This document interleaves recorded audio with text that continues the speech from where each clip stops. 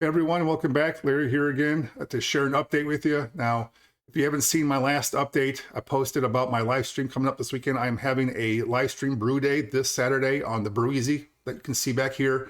I'll be brewing a 5-gallon batch of high gravity bourbon stout on this thing for the first time. Never done a 5-gallon batch on this before, let alone a high gravity large grain bill batch on here before. So come see what happens with this. Come hang out with us.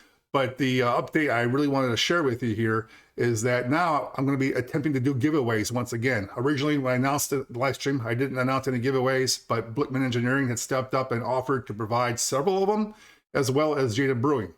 So hopefully my giveaways work this time. I have a different solution that I came up with of my own accord instead of paying for one that failed me like last time. So join us this Saturday, noon, U.S. Central Time, and hang out with us for the afternoon. See you there.